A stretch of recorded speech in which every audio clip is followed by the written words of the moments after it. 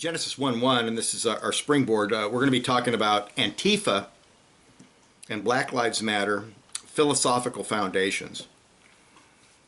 And this is we're looking at things from an explicitly Christian perspective, a biblical perspective. But it's important that we all know that the Bible applies to politics. It applies to every area of life.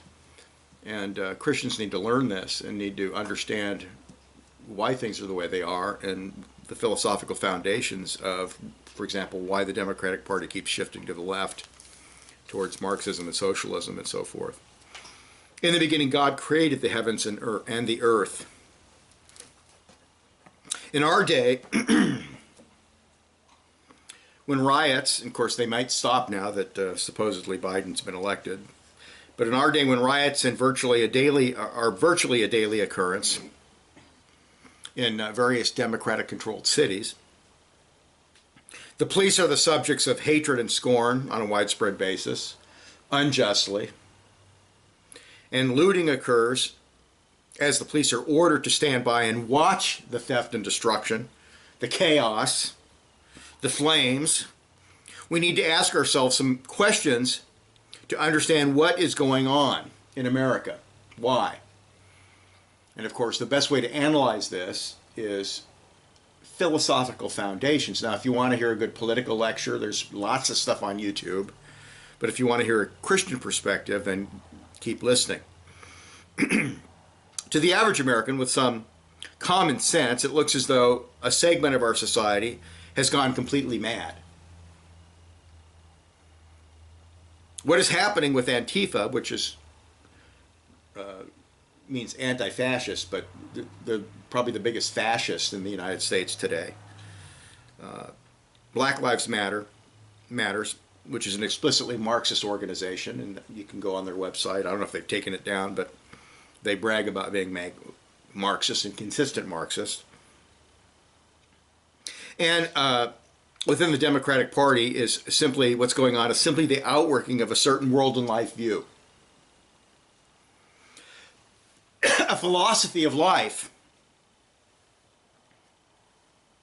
that has been growing in the soil of unbelief and secular humanism for decades. Today we will spend some time examining the philosophical and religious foundations and presuppositions of such movements. Once you understand the philosophical background, the foundations, the presuppositions behind what these people are doing, then you can analyze any of this very quickly. And you can understand why things that appear completely ridiculous and absurd are held to by people. There are a number of intellectual pillars underneath these left-wing Marxist movements. First, and this is why I read Genesis 1:1, there is a faith in what is called cosmic impersonalism, which flows from the atheistic, non-scientific, religious teaching called macroevolutionary theory. A macroevolution, the idea that everything evolved from matter plus time plus chance, is not scientific at all. It contradicts the fossil record explicitly. It contradicts genetics. It contradicts all sorts of things. But it's held to, and it's said to be scientific because they say it's scientific, even though it's not. Karl Marx's fantasies regarding sociology and economics flowed from Hegel, or Feuerbach's interpretation of Hegel, and Darwinian evolution. So did, by the way, the Nazis, the Nazi Party's socialism. The basic idea is that matter plus time plus chance has produced everything in the universe, and man is the pinnacle of impersonal, arbitrary, random physical forces.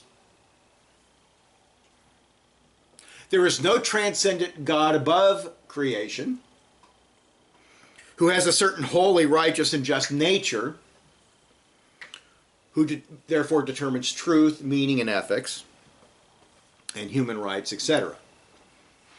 So we're all that there is, and we're completely the product of random evolutionary forces.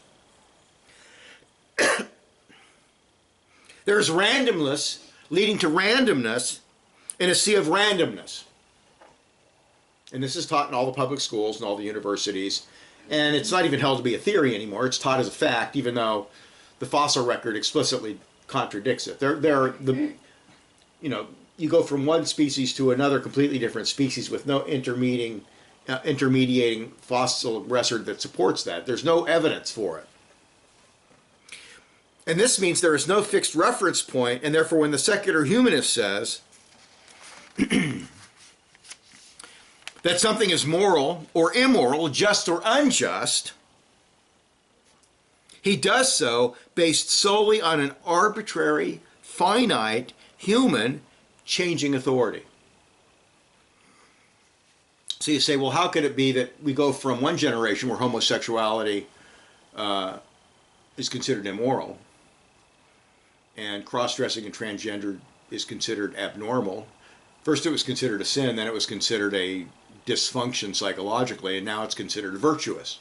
And if you say anything against it, you're considered to be evil, and you must be silenced by the moguls in Silicon Valley, and you must be silenced by the federal government and so forth. Well, how do we go to that? Well, it's this evolutionary theory.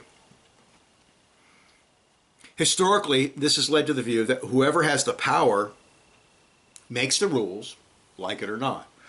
In Germany, the great phrase was, Adolf Hitler is socialism, and socialism is Adolf Hitler. And truth is whatever Adolf Hitler says it is, and the law is whatever Adolf Hitler says it is. And actually saying hymns and songs to Hitler in their public school system. Chairman Mao, power flows from the barrel of a gun. And then, of course, one of the early Supreme Court justices in the 1920s, a liberal, said that the truth is, the law is it's whatever the Supreme Court says it is. That's fiat, arbitrary, humanistic law.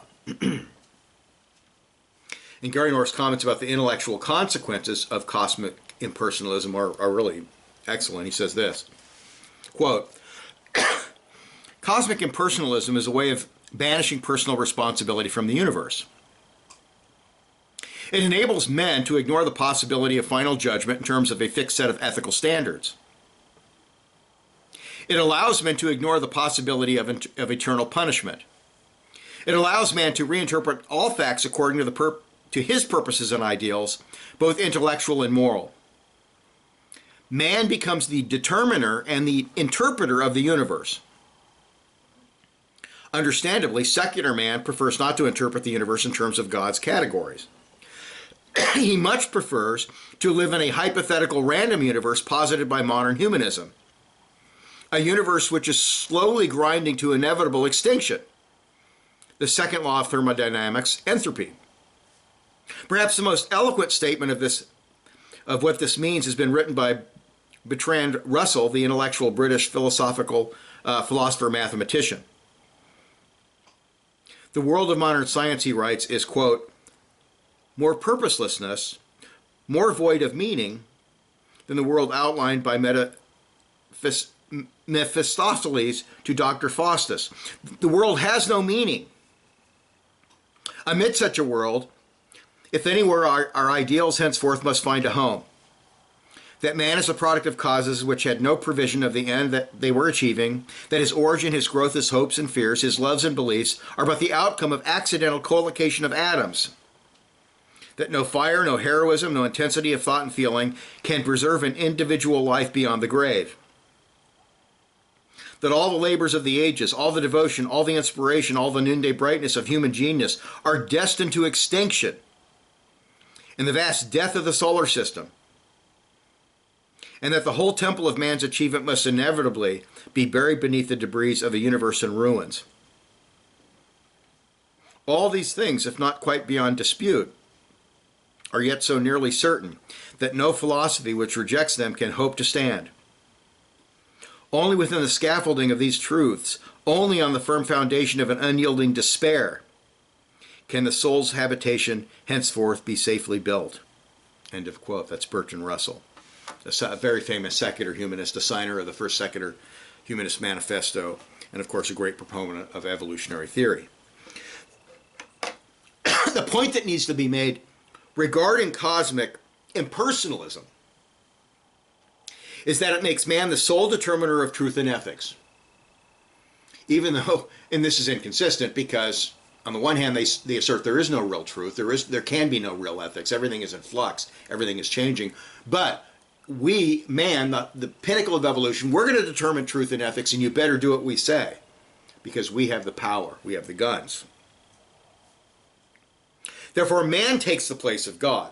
By rejecting transcendent, fixed, absolute law for imminent, changing, evolving situational law, man has given the state the power to define liberty and justice. Okay, liberty today, to a Democrat, to a leftist, does not mean what it used to mean. It used to be defined in terms of God and God's law. Liberty was freedom from oppression and coercion by man, man's arbitrary law. Well, no, liberty today is completely subsuming and submitting to the state. Secular humanistic civil governments have, in principle, already adopted the very thinking that made Marxism and socialism possible. Thus, the tyrannical state that oppresses in the name of the people or a class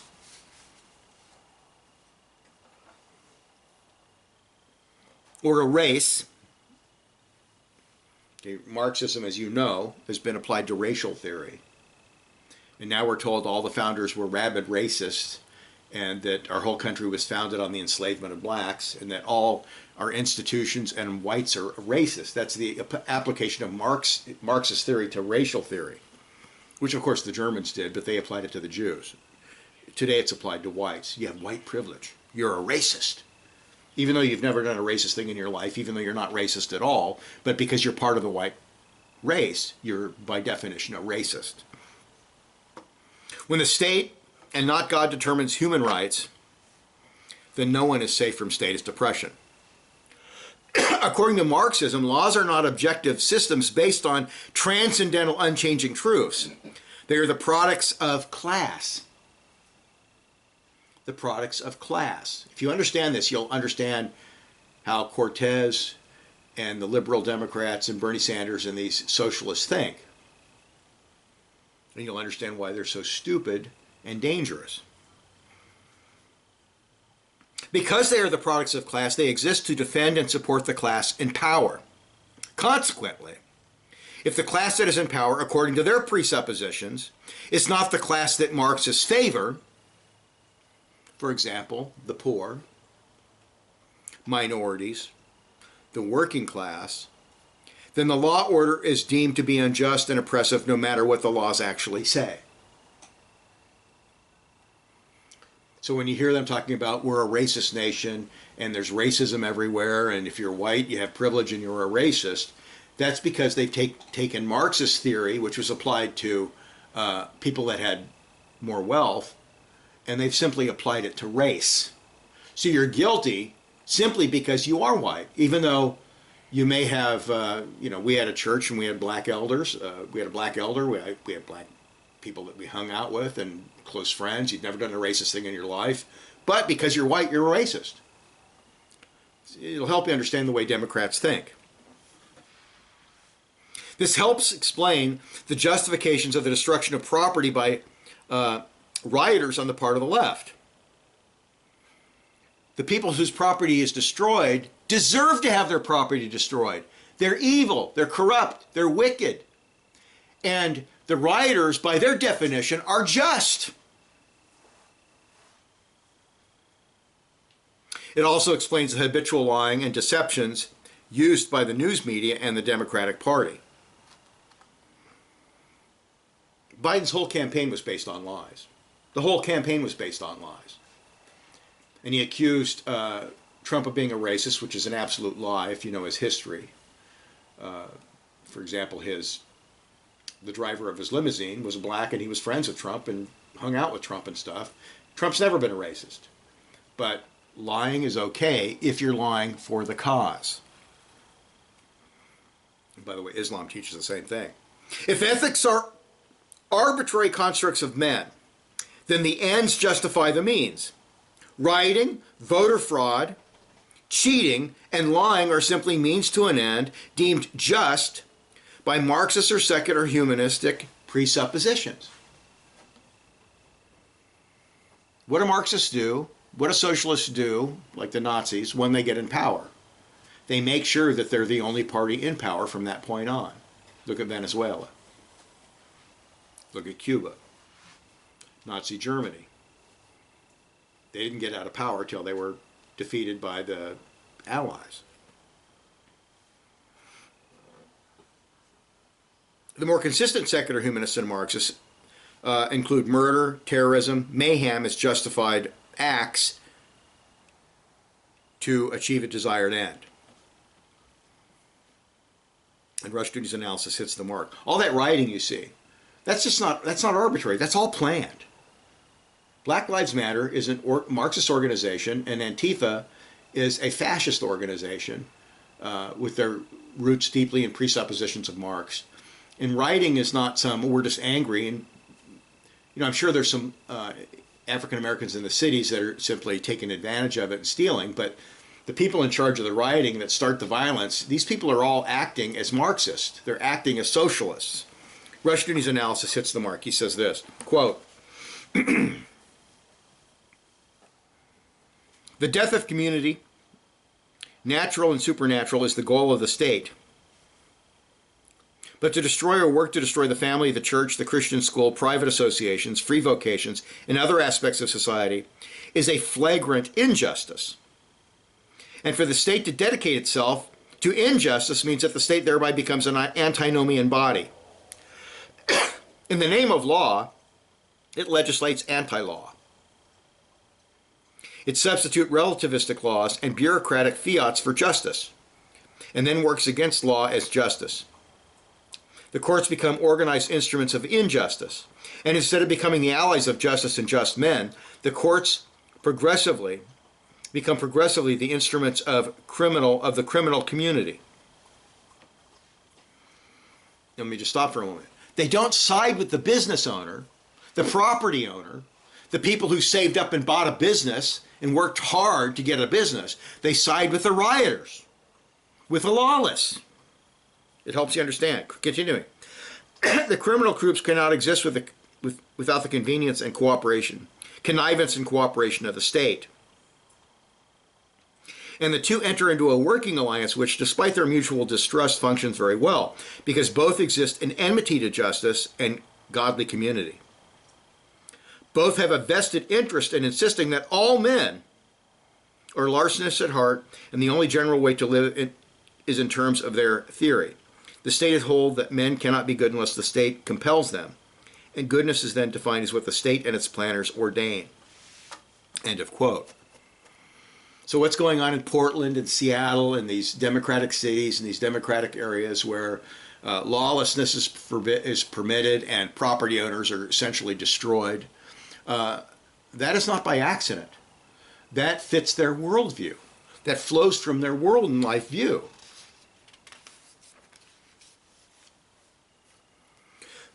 Now, as Christians, we have to learn to identify the worldview that lies behind each brand of politics. And we must think about certain crucial biblical truths to avoid syncretism. And this is just a brief application here. Now, the starting point, of course, of Christian theology is the eternal, infinite, ontological, holy, righteous, triune God revealed in Scripture. But to understand the relationship of God to his creatures, we must understand the doctrine of creation ex nihilo. This is number one.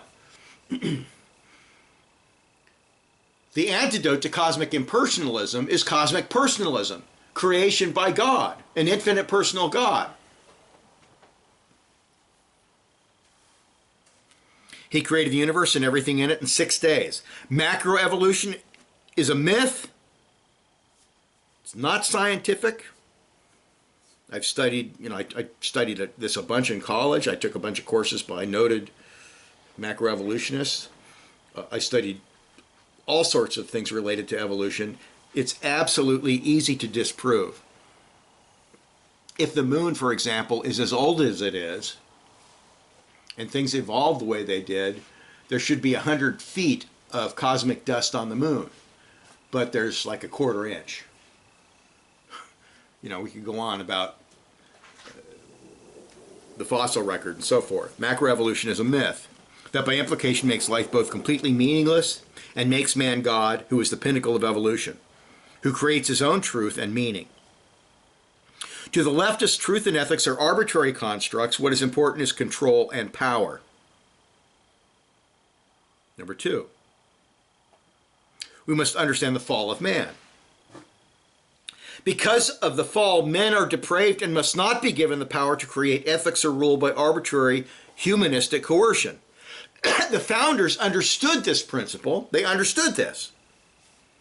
Even though they weren't all Christians, but they thought in terms of the Christian worldview.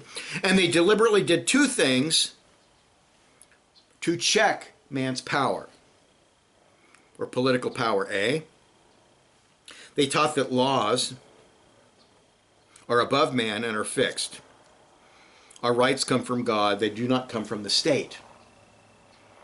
Property rights, for example. God owns everything, not the state. God doesn't own your money.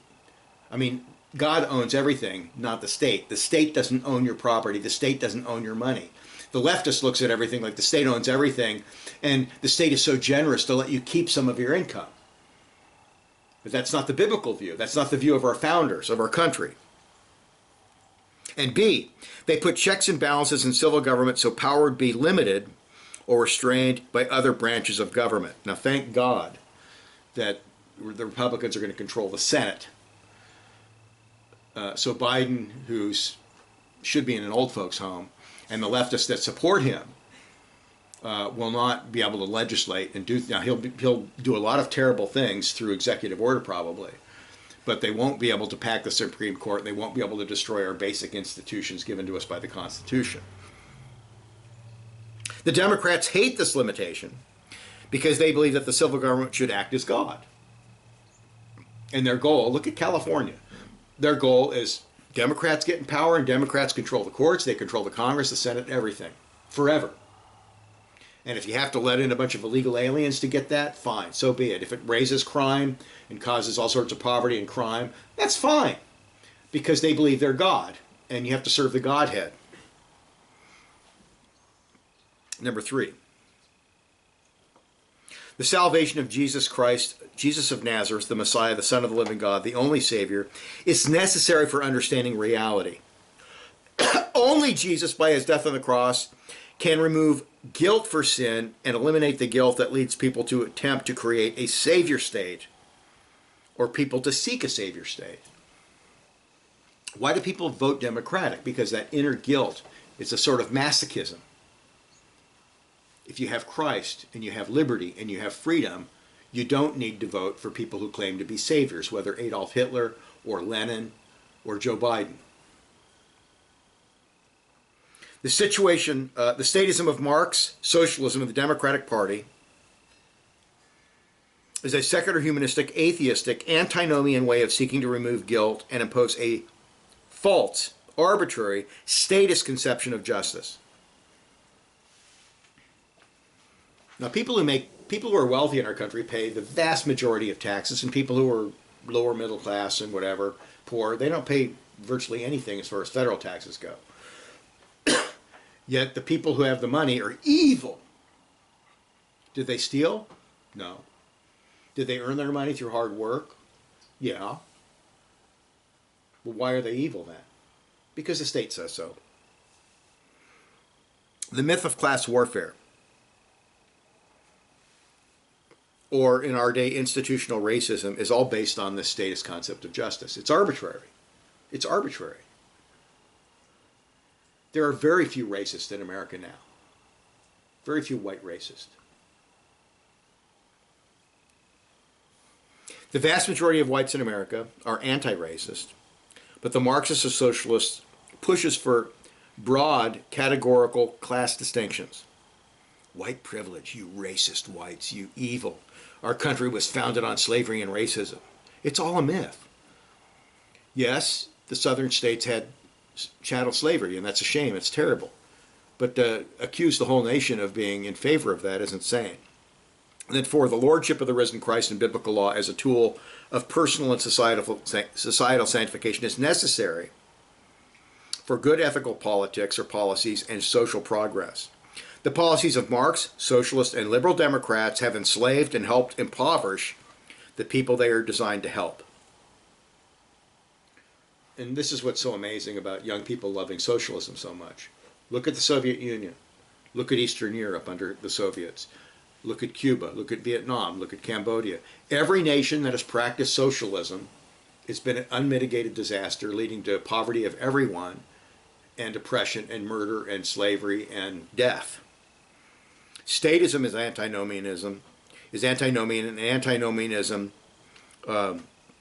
always leads to curses from God and self-imposed curses. If you look at blacks before the welfare state of Lyndon Johnson, black families, they were making great progress economically and socially, and they were doing quite good, even though there was a lot of racism in the South. They were doing great. They were making progress. In comes welfare, this forsaking of looking to Christ to looking to the state, and families start to break apart because you were rewarded for having children out of wedlock by the welfare state, and so on.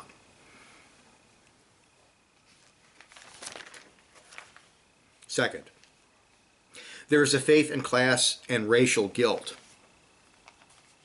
A faith in class and racial guilt. The use of guilt by Marxists and those who appeal to a supposed racism on the part of whites to introduce socialism has been very effective in manipulating the masses. So why is guilt so effective in manipulating people? It is because the whole human race has fallen and guilty of sin before God. So that we all, apart from Christ, we all have guilt. Without faith in Jesus Christ and the removal of guilt by his sacrificial death, a sense of guilt is an omnipresent reality among men, even though unbelievers try to suppress this guilt. And men seek to alleviate this guilt in various ways that are all unbiblical and masochistic. Some people take drugs. Some people are drunkards. Some people become, so-called sex addicts, where they're out committing all sorts of immoral acts, trying to assuage their guilt. And then others become socialists and communists. There are people who mediate their guilt with alcohol and drugs. Others try to counteract guilt by doing good deeds. This is the old heresy of salvation by works. They oppress the people in the name of love and compassion. What Marxist, communist, socialists, and left-wing Democrats do is adopt a position they consider righteous and just by what Rushdoony calls injustice collecting. Now, generally speaking, in black communities, like the ghetto, people don't say, hey, is there something wrong that we're doing? Why Chicago is the murder capital, South Chicago, and why blacks are killing blacks, and why the families, they have a huge rate of people being born out of wedlock. They have a lot of poverty. And this is true of poor whites as well. Is there something going on that we need to take responsibility for? And the answer is, to the Marxists, is no. It's the fault of whites. It's white oppression. The reason that you're gambling and taking drugs and you're not with the 5 women you have illegitimate kids with, it's the white person's fault. So they don't take responsibility. And that, of course, is a disaster for that community. They take offense to what they define as the oppressed class or race, and then self-righteously assign blame to the oppressing class or race. By siding with those they claim are oppressed, the Marxists/socialists declare themselves as saviors and as innocent. Included in this assigning of a class or race blame is the craving for individual power and a desire to destroy one's perceived enemies. Now, if we say, hey, let's have black churches preach the true gospel and quit looking to the state as savior and start looking at personal responsibility and having solid Christian families. Oh, no, we can't talk about that. That's racist. Everything goes back to power by the state. And think about this. Under Trump, the black community had the lowest unemployment rate ever and the greatest progress in the income rising ever, and yet 85% of blacks voted against him because they're taught the state is the savior and that whites are racist. This analysis still applies even though Marxist analysis of supposed class oppression has been proven false even in Marx's lifetime. And every socialist system has been a complete disaster. Economics are destroyed, the innocent are murdered, and evil tyrannies oppress the people in the name of human rights and love and compassion. Here's what Rushton says, quote, "The goal unconsciously becomes mass destruction, a mass grave for all. The reality of man apart from Christ is guilt and masochism. And guilt and masochism involve an unshakable inner slavery, which governs the total life of the non-Christian. The politics of the anti-Christian will thus inescapably be the politics of guilt. In the politics of guilt, man is perpetually drained in his social energy and cultural activity by his overriding sense of guilt and his masochistic activity. He will progressively demand of the state a redemptive role. What he cannot do personally, that is, to save himself, he demands that the state do for him. So that the state, as man enlarged, becomes the human savior of man. The politics of guilt, therefore, is not directed as the Christian politics of liberty to the creation of a godly justice and order, but to the creation of a redeeming order, a saving state. Guilt must be projected, therefore, on all who oppress this new order and new age. And because the salvation is mythical and the enslavement real, the hatred of life and of innocence grows, and with it grows the urge to mass destruction. This urge to destroy demands a leveling of all things, a democracy in misery, and the rational solution demands problems, Because it refuses to recognize its suicidal course and its hatred of life, this masochistic urge insists on a reversal of all norms. Its hatred is masked as love, and its slavery is declared to be liberty. The truth becomes a lie, and the lie becomes the new truth. The politics of guilt is a collective masochism, whose conclusion is a self-crucifixion, a self-immolation, as a logical result of a driving will to death. An insistent inner assent to the principle that the wages of sin are indeed death, even as God's liberty is denied, Romans 6:23. The only possible course of political liberty is on the premise of the atoning work of Jesus Christ. Masochism is a witness to man's need for justice. Masochism is a demand for justice, but it is also a substitution of a humanistic concept of justice for the biblical doctrine. Masochism insists that the requirements of justice must be satisfied, but it redefines justice in humanistic terms in the hopes that man can readily pay off the demands of justice and gain license to sin. The masochist gives witness to man's need for justice and justification, but at the same time, he witnesses to man's sin in an attempt to escape justice and establish sin by redefining justice. The futility of his efforts leads him only to redouble his efforts to make a sinful and counterfeit justice pass as payment for sin, so that his masochism increases. End of quote. That's from The Politics of Guilt and Pity. You have men that are criminals on drugs, resisting arrest, doing things that are completely outrageous and whose lives are a mess. They're criminals.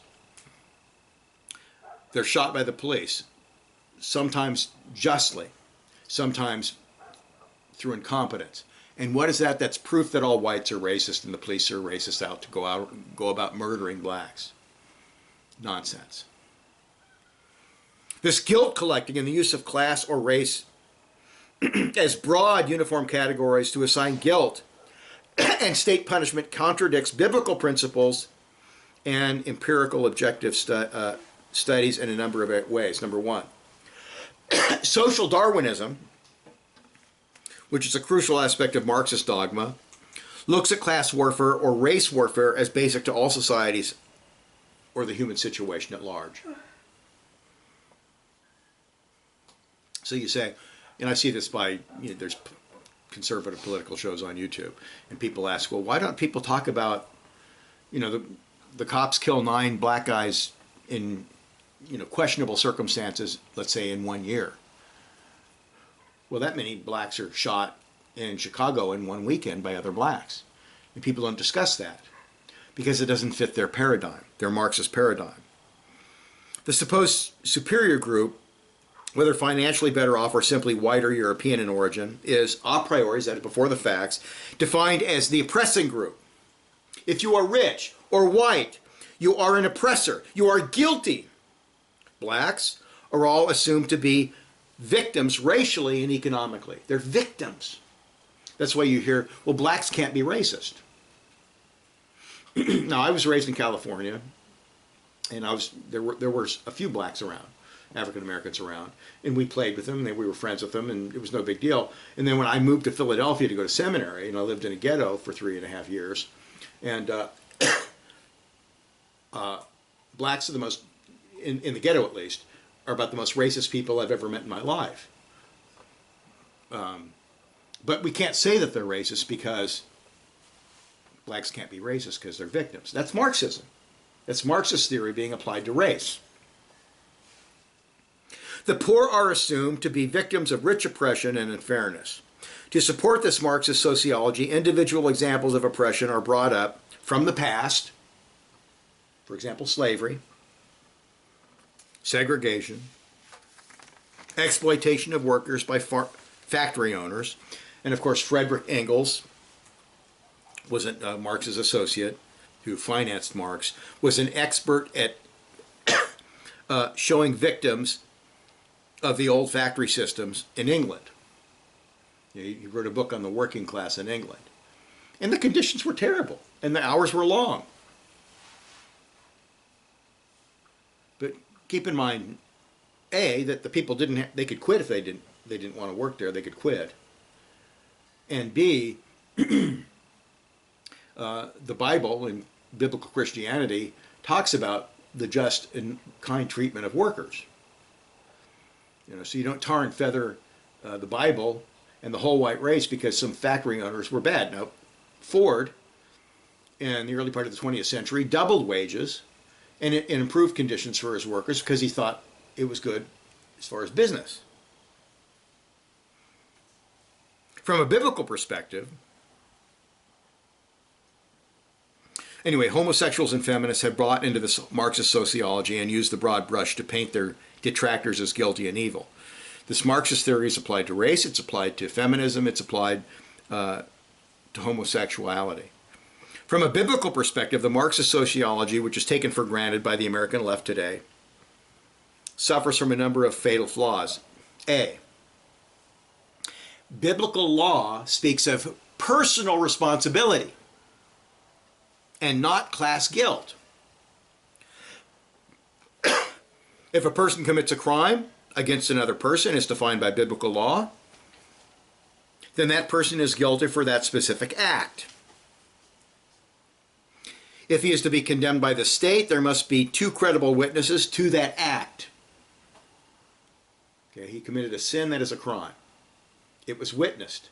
The witnesses go before the authorities and he's charged. For example, if a man beats or kills or commits fraud against someone, he can be found guilty of those unlawful acts. If a man is a racist and kills a black man, he can be found guilty for this act and then put to death. If an employer lies about pay or refuses to pay his workers or has unsafe conditions that are dangerous and so forth, and he doesn't pay what he promised and so on, he can be found guilty for committing those specific unlawful acts. Personal responsibility. If a white man is a racist and commits crimes based on his racism, it is unjust and immoral to automatically regard whites as a race as oppressors of blacks. This is not simply biblical, but is obvious from an empirical perspective. And it's just amazing that the press puts forth this Marxist sociology all the time, and it's just assumed to be true without any empirical evidence. The vast majority of whites are not racist at all in our day. Now, in the past, yeah, there was a lot of racism. During the Civil War, there were anti-black riots in New York City, and a lot of blacks were killed. People were very racist. But that's not true now. Now, why should the vast majority of whites be regarded as racist oppressors who are guilty and evil based on the actions of a few, who most whites openly repudiate? This absurd and unjust Marxist ideology is evident in the way Black Lives Matter and the left-wing media discuss the police in America.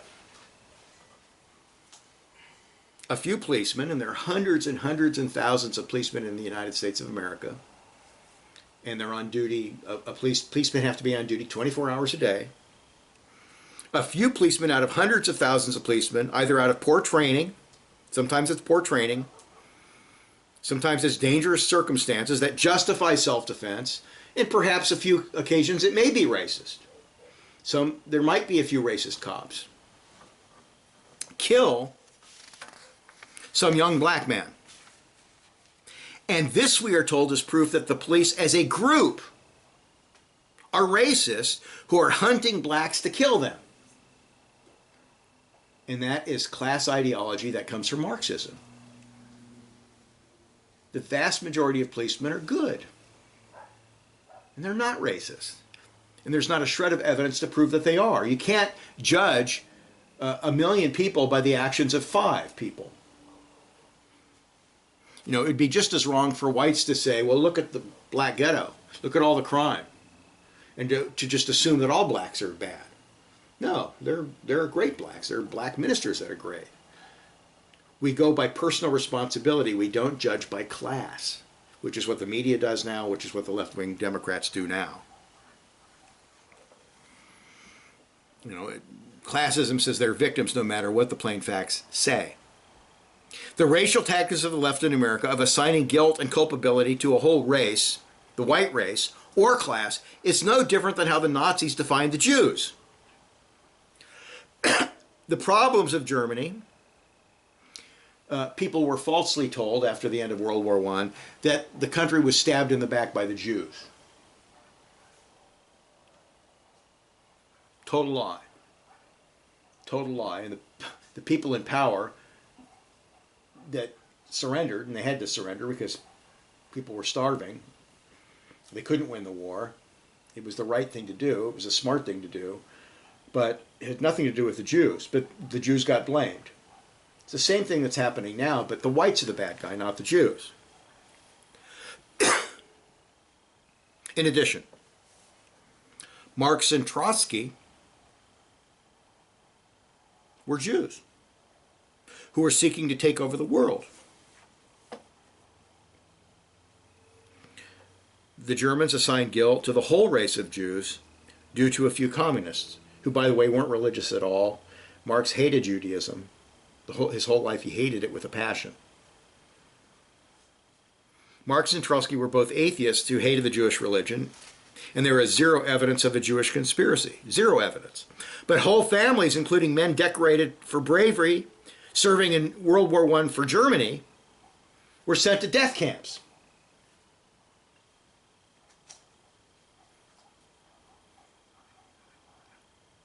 This is where a Marxist sociology leads.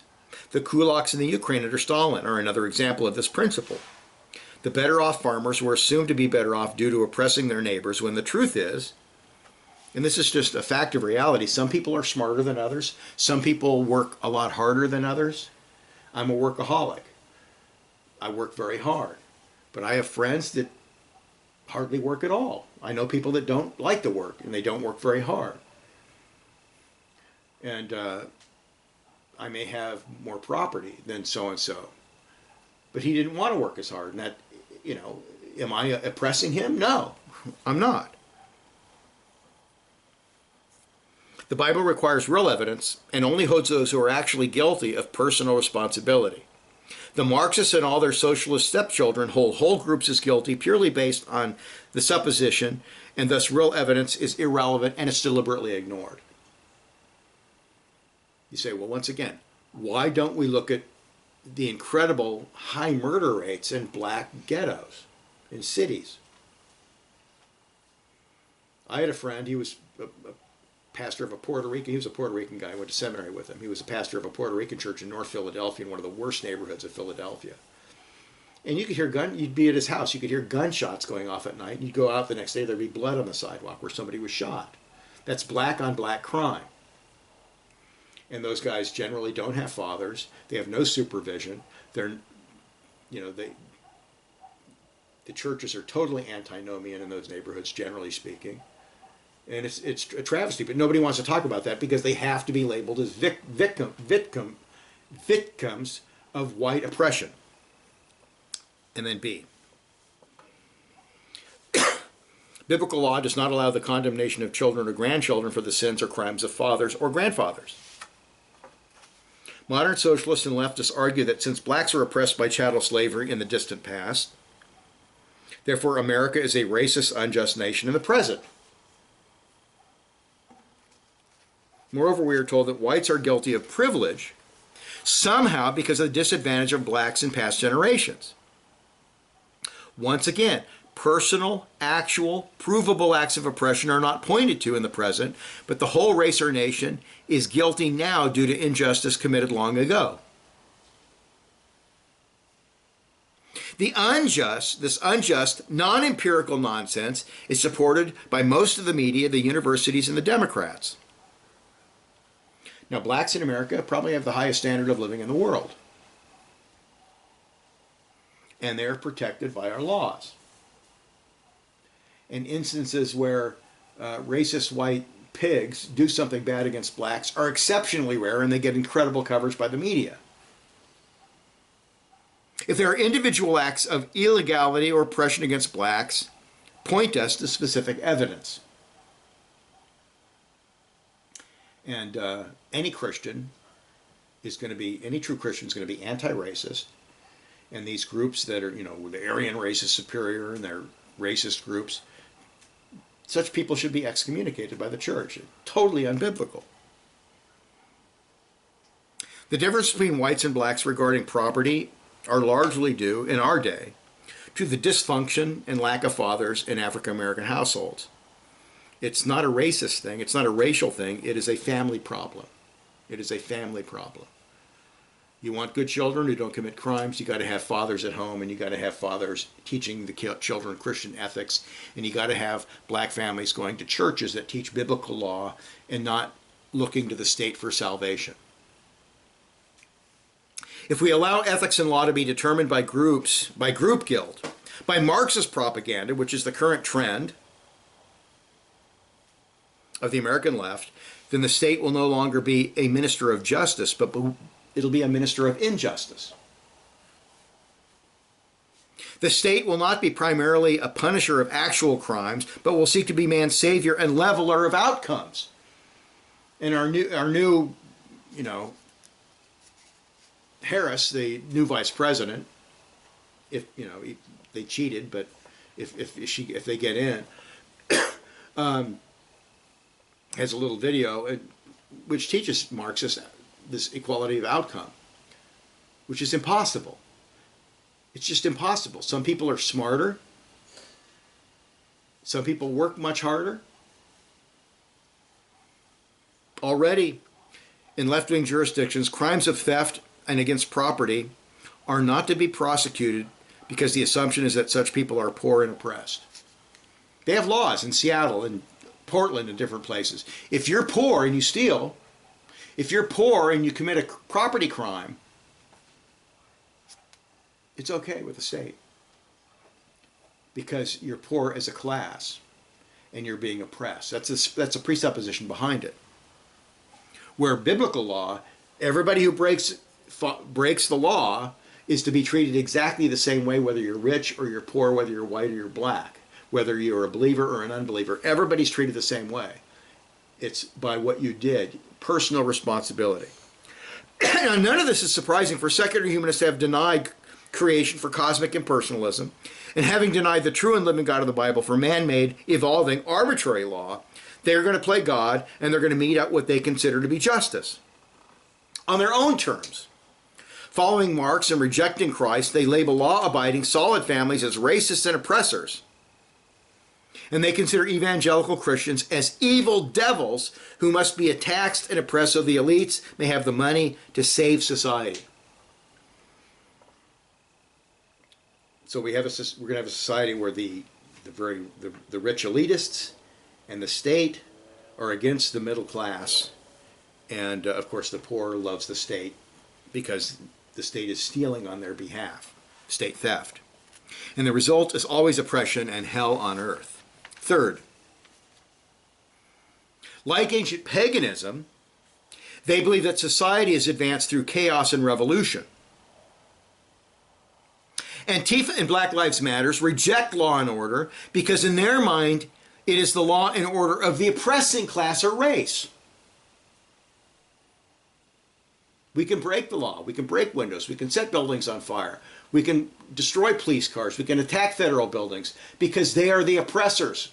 And therefore, by their definition, they are just, even though they're committing all sorts of crimes and breaking all sorts of laws. The solution in their minds is chaos and brute force. And they regard a respect for authority and the demand for law and order to be counter-revolutionary. You've probably noted that in Portland, the rioters have focused their destructive action on federal buildings, which are symbols of authority. The revolutionist whose worldview comes from Karl Marx, and Karl Marx was thoroughly full of crap. His theories were disproved before he was even dead. Why people follow him is beyond me. They refuse to work patiently and make reason and empirical arguments to support progress over time. They don't have good arguments for their positions. He is committed to propaganda and violence in the present. He hates, he despises, he destroys, because his worldview is at bottom nihilistic and irrational. Their hope lies in revolutionary chaos, that somehow chaos, hatred, and destruction will bring regeneration and justice to society. That is their Marxist conception of justice, which is repression of the so-called repressors. You hear about a wealth tax. You hear about taxing the pants off people. Look, if people have earned their money honestly, if they haven't lied, if they haven't committed fraud, if they've earned their money honestly, it's their money. The state doesn't have a right to take it. The roots of this Marxist thinking go back to the old pagan chaos cults who held to the energizing and reviving power of chaos. Through things like sexual immorality and destruction, society is supposed to advance to a higher level. All social institutions, including the family, come under attack as society is to be molded into their Marxist image. Both macroevolutionary theory and ancient paganism believes that chaos is the source of life. Everything comes from the Big Bang. Everything comes from matter plus time plus energy randomly floating in the void. Chaos leads to everything. Destruction is the path to humanist perfection in their thinking. Buildings must be burned, and the glass must be shattered in order to bring a utopia of statism out of the ashes. They believe that. Their worldview, which is an obvious outgrowth of the rejection of God, apostasy from Christianity, and the embracing of cosmic impersonalism, is both absurd and dangerous. Yet the Democratic Party cannot bring themselves to condemn it. For they are both grasping after the same goal of an unchallengeable, monolithic, anti-Christian state, and they both are functioning on the same presuppositions. Antifa and Black Lives Matter is simply more consistent. Now, Marx taught that all radicalism is a form of humanism, because autonomous man is the foundation of meaning, ethics, and society. Man in an evolutionary worldview is plastic man, who must be molded by the state for the good of all. Thus, revolution, rebellion, and chaos serves the purpose of creating a new world order that rejects Christianity and the limited state of constitutional republicanism. Now, I have some books about communist Russia, the Soviet Union, and the purges of Stalin. You have to understand that these people worship the state so much that when people were brought up on completely false charges, a lot of them accepted it and welcomed their death, thinking that, well, the state can't make a mistake. I must deserve to die. Here's what Rushdoony writes. This revolutionary society is the goal of every humanistic state. Some hope to achieve it by violence, others by democratic change. In either case, the goal is the same. Man is God. More specifically, the humanistic state is God. Since one attribute of God is creation, the modern state seeks to create wealth, cradle to grave, or womb to tomb security, and also to create money. Modern money, fiat paper money, is the result. It is state-created money which is used to erode all traditional forms of wealth and to place all wealth under the control of the state. We see today small family farms in the same family for generations, or from the colonial era, being sold because of taxes. This disaster is also taking place in Britain and elsewhere. A socialistic economy is a parasitic one. Its continued life depends on the life of the host. Both the Soviet Union and the United States are today parasites living off the American people. There is no future for the American people until they rid themselves of the parasites, which means a radical change of perspective with regard to the nature of civil government. Unless we have freedom under God and in obedience to Him, our definition of wealth is born of hunger, not of bounty. The point of it all is that we are seeing an assault on and an erosion of the biblical doctrine of wealth and stewardship. In its place, the state as the new God wants to remake man and society. And it believes that it can also create wealth by legislation, taxation, redistribution, and controls. What the modern state is accomplishing instead is the erosion of true wealth and morality as well. The modern state has become history's great devourer of widows' houses, while it talks piously of a love for the poor. And the church is largely silent in the face of this growing evil. The sure promise of God to all such is judgment, unless men separate themselves from these evil ones to the Lord, who says to us today, as Moses did when Israel worshipped the golden calf, "Who is on the Lord's side? Let him come unto me." Exodus 32:26, end of quote. And yes, 25% of evangelicals voted for Joe Biden, according to something I've saw. I don't know how accurate that is. Those 25% should be excommunicated from the church, because the Democratic Party is the party of baby killing, murder. It is the party of sodomy and of cross-dressing and perversion. It is a satanic party. And then fourth,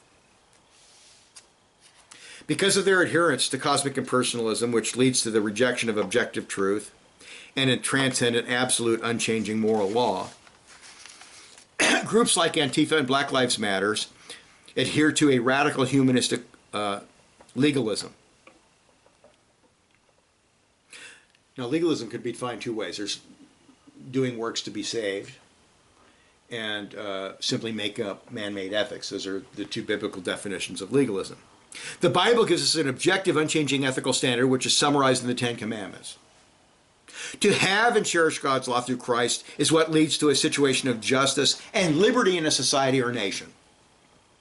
There is a law above men to which all men are bound, whether rich or poor, or members of the civil government or not. Men cannot make it up as they go along and impose tyrannies based on arbitrary, absurd, unjust laws.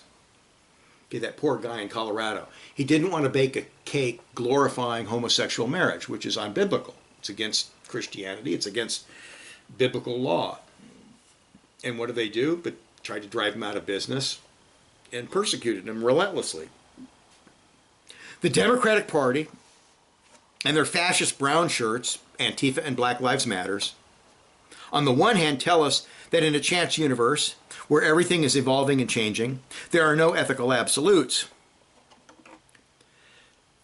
Therefore, Christians are condemned as holding to heterosexual marriage and property rights, etc. But on the other hand, they believe in salvation through the state by means of a rigorous legalism, man-made law. Their arbitrary man-made laws and regulations must be treated as divine. That's so amazing. If they're simply making it up, if there is no absolute law, why should we take them seriously? But they treat their laws as coming from God himself.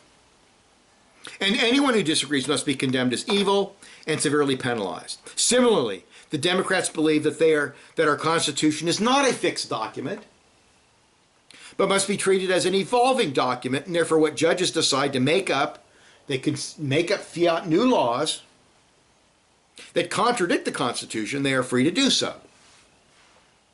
And the new absurd, wicked, unjust laws must be obeyed as if they are absolutes. Okay, 1973, unborn babies aren't human beings. You can kill them. That wasn't based on the Constitution. It's not even based on science. It's simply purely arbitrary. Now, the purpose of the U.S. Constitution was to confirm the freedom of the people by binding the new federal government, by the chains of the Constitution. It's to limit the government. The federal government was to be chained, that the people might be free. The Constitution was designed to limit the civil government because A, it recognized that man was a fallen, sinful human being who needed restraint, and B, there are moral laws above and beyond man that are over both the people and the state.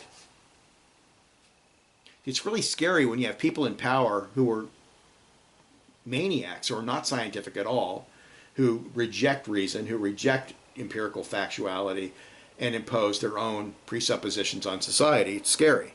Man's rights come from God, not the state. If the state is a creator of rights and rules by fiat law, then all men become progressively enslaved to the state. The free man looks to Christ and seeks dominion under biblical law. The slave mentality wants security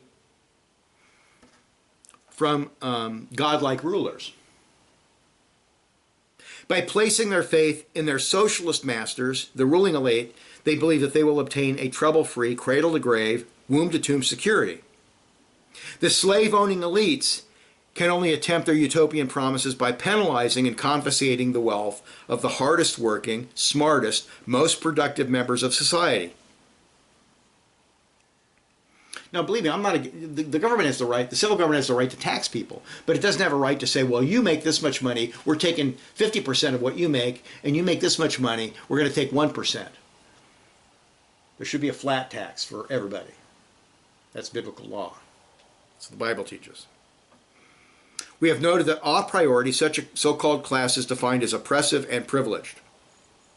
The result of these policies is the progressive impoverishment of the whole nation and statist unjust oppression. Look at Venezuela, look at Cuba, look at the Soviet Union, look at Vietnam after they took over, the communists took over, and, you know, it's insanity. Everywhere socialism has been tried, it has failed miserably, and the leftists never learn because they do not hold to traditional empirical science but are part of a Marxist religious faith. You have to understand that. You know, why do people move here from California? This is Texas. It's a red state, growing, I think, the fastest economically of all the states, probably. Why do people move here from California? To escape regulations and high taxes and oppression. And then they turn right around and they vote Democratic. Because they have a religious faith. Do they understand where the religious faith comes from? No, they do not. But it is a Marxist faith. It's a socialistic faith. They vote blue, even though they fled the blueness. Because of its oppression, they fled.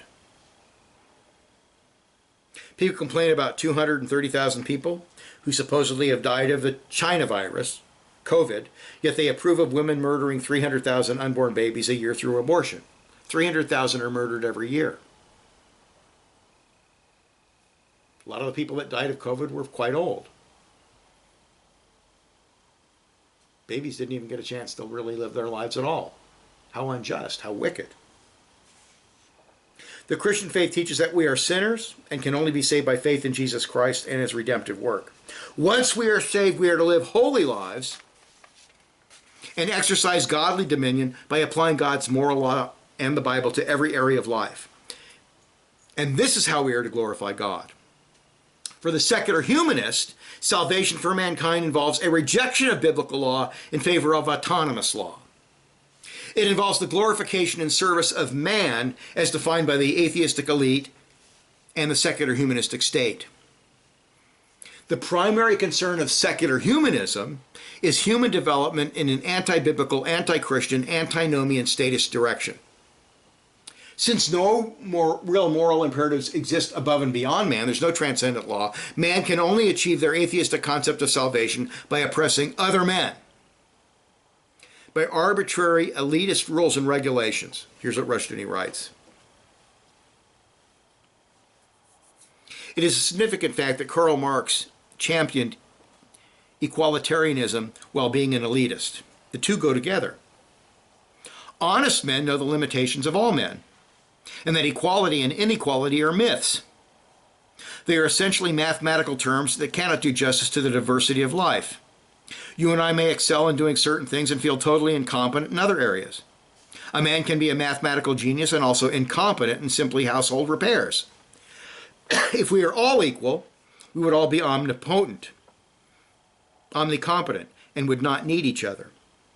That is why equalitarian regimes are so murderous. They see all men as readily replaceable and readily disposable, except for the elite few, the philosopher kings. Thus, in every elite social order, the elite holds this as a fixed premise. Think as we do, and you are a sane and rational man. If you disagree with us, you are a social deviant with serious mental problem. Elitists love other elitists. They profess to love the masses and are militant equalitarians in legislation and snobs in person. The elitist hates the free market because it gives its own way a good form of democracy. It is a free market economy. Most men, if they want them, can earn enough for an automobile, a television, and their own house. In this way, they pass out of the servant class into the middle class, and this means independence from the elites. End of quote. Now, a lot of these quotes of Schwertley are quite old. He died in 2001, I believe. But they're so relevant. I mean, he was writing stuff back in the early 60s that talks about what's happening now to a T. The statist rejection of transcendent moral absolutes for arbitrary fiat status laws allow them to wage a warfare on private property rights and to commit theft in the name of love and compassion. Here's Schwertley again. All of God's law is an assertion and manifestation of his property rights over man. The nature of the law is summed up in the statement, the law is the good purpose of God. Not to be subject to the law is therefore enmity toward God, Romans 8:7. This enmity incurs blood guiltiness, which is only the atonement can erase, restoring to man a faith in God and obedience to his law. The purpose of God's property rights as manifested in his law are totally good. Similarly, the intentions of the humanistic planners as they issue their total laws over man are totally good in their mind, but these good intentions do not nullify a totally evil will, a desire to be good with other people's property. It is significant that in the USSR, churches and people are forbidden to give charity to individuals. Charitable giving is strictly forbidden. In other words, honest giving out of one's own property is unlawful. Charity or welfare must come from property stolen by the state. Honest charity is forbidden because honest purposes are forbidden. The law of God is his good purpose toward men. His will to bring man to fulfillment, peace, and happiness in God, his creator. The purpose of statist law is ostensibly the welfare of man, but is in actuality power, the aspiration to be as God. It is thus total lawlessness in relationship to God, and the essence of sin is anomia. This lawlessness, which includes blood guiltiness in every action, because it is in its every thought and deed an offense against the life of man. When the life of man is involved in anomia, that is lawlessness, it is inevitably his politics, which will be the politics of blood guiltiness. End of quote. And then we'll just make a few comments and wrap this up. Given what we've considered, a few more practical applications of what we've learned. Number one, all expressions of class or race warfare that are coming from the left must be emphatically rejected in favor of the biblical concept of personal responsibility. Martin Luther King, we want to judge men on personal character, I'm paraphrasing obviously, not the color of their skin. Blacks aren't doing that today, generally speaking. Left-wing blacks. The Democratic Party is not doing that today. Whites are the oppressors, and whites must be punished. That's all nonsense. We judge people not by what happened in the past, which we have no control over. And none of all my relatives were from the North. They never fought in the Civil War on the side of the South. They never had slaves, ever. So to say that I'm culpable because some Southerners had slaves and acted bad, and not even the majority of Southerners had slaves, is just simply non-scientific, non-empirical. It's nonsense. Saying that our institutions, or white people in general, are racist is akin to Marxist propaganda. Each person is to be judged by their own actions and not judged by what others have done in the past or what only a few nutcases are doing in the present. And I've met neo-Nazis. When I was a hippie, before I was a Christian, we heard a big party going on downstairs. I might have told the story before. I was in my friend's apartment. We were up there partying, some hippies. So we heard a big party. Well, let's go see if there's any pretty girls down there. We go down there. It's a neo-Nazi party. There's pictures of Hitler everywhere, and book Mein Kampf is all over the place. And these guys were going to beat us up and kill us because we were talking to some girls. And I had to show them my license that I was German.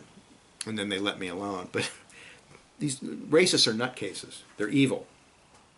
The liberal socialist view ignores the actual evidence, which is that most poverty and crime comes not from a supposed institutional racism, but from the dissolution of black families, which has been furthered greatly by the welfare state.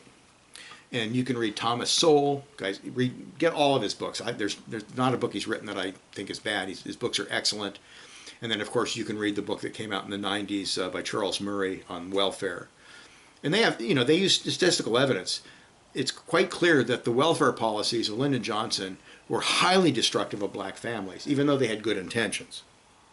Number two, the theory of macroevolutionary theory and cosmic impersonalism must be rejected as unbiblical and unscientific in favor of creation by an infinite personal God. As long as public schools teach macroevolution, that we are all the product of random, changing impersonal forces, there can be no true transcendent ethics. All Christians must take their children out of state schools immediately and place them in explicitly Christian Bible-believing schools that teach six-day creationism, which, by the way, is scientific. And there's some excellent, Answers in Genesis, and some excellent people on YouTube are showing that it's scientific, and they're doing great work. Our nation has progressively drifted to the left because an atheistic education of logical necessity leads to statism and the false idea that the state should be man's savior. When they ran a political leftist in 1972, he was defeated massively. Our nation has changed greatly toward the left in the last 50 years due to propaganda in universities and public schools. 3. The ideas of socialistic utopianism, a humanistic paradise, or salvation by the state must be rejected for faith in Jesus Christ alone as Savior, coupled with societal sanctification by implementing biblical law, revealed law, perspicuous law. I'm not talking about the ceremonial laws or laws that only applied to Israel. There's a whole bunch of moral laws that are universal. Liberty is the quality or state of being free from arbitrary or despotic control. With the left, every thought and word and action must be controlled by the state. If one does not accept the new, insane definitions of sexuality, a guy's got man's private parts and man's DNA, and he's a man, but he thinks he's a woman, and you have to accept that he's a woman because he thinks he is. Boy, that's really scientific, isn't it? The new laws our civil government is going totally insane. Leftists are insane. And they're evil. And we must never make peace. These Republicans who are never Trumpers, who are talking about, we want to make peace and go across the aisle. Nonsense. These people are evil. They need to be defeated. They need to be crushed by truth.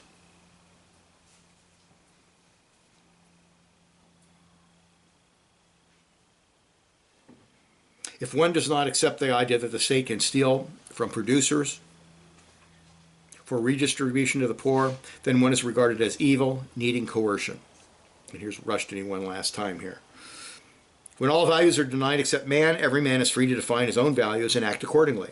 The state, having greater power, has greater freedom to enforce its own values. And as a result, the new freedom of humanism ends up in history's most malevolent tyranny and slavery. The new liberty is the old slavery writ large. The modern world is far removed from the older world of liberty, as a religious privilege which required responsibility and accountability to God. Sinning now passes as the new freedom. And the more perverted the sin, the higher ostensibly the manifestation of liberty. The presupposition of the humanist doctrine of liberty are anti-God and anti-man. Okay, Venezuela, the wealthiest country in South America, they adopt socialism. They're adopting what Cortes and the Democrats want to put in place. And now people are eating out of dumpsters and people are starving to death. And then 4. We must always remember that the path to a good society and biblical self-government is through regeneration and faith in Christ. And not revolution. Politics isn't going to get you there. People have to believe in Christ. Evangelism, church planting, and Christian education is crucial. People vote for satanic, lying, statist Democrats because their own personal beliefs are satanic and perverted. So that's the goal. Regeneration, belief in Christ, not revolution. I remember when I was doing evangelism in Michigan, this is back in the 90s, and the Michigan militia, a big chapter of the Michigan militia in Lansing, Michigan, they let me preach every week. They let me teach every week. I went through the whole Lex Rex by Rutherford. These guys were nuts. They wanted to break the law left and right, and I prevented them from doing that. I prevented them basically from going to jail. There was an FBI plant in that group. I'm positive of it, because this guy joined the group and he kept suggesting, let's kidnap this guy, let's do this, let's do that, let's break this law, let's break that law. No, you don't break the law. Christianity is the only hope. Christ is the only hope of our society. Now, I like Trump a lot more than the Democrats because Trump was friendly to the church. But was Trump a biblical Christian? Probably not. Certainly not in the way he acts in his personality. But he was good for Christianity in our country. Biden is not. Biden's a corrupt liar. But you need to understand these principles to understand what's going on in our nation. These are the underpinnings of what the Democrats believe and what they're doing. And why everything they teach is a lie. It's all a lie. So know that it's a lie. And let's focus on Christ and his kingdom and biblical law. Let's pray. Father, we thank you. We thank you that we've maintained apparently the Senate and picked up seats in Congress. Not that I'm a big fan of the Republicans, but that they are not trying to turn our nation into a socialist dictatorship of the Democratic Party. We thank you for your mercy in this election. We pray that you'd raise up Christians who will run, and people who will vote in a Christian way, people who will rule in a Christian way. Protect us from these evil Satanists. In Jesus' name, amen.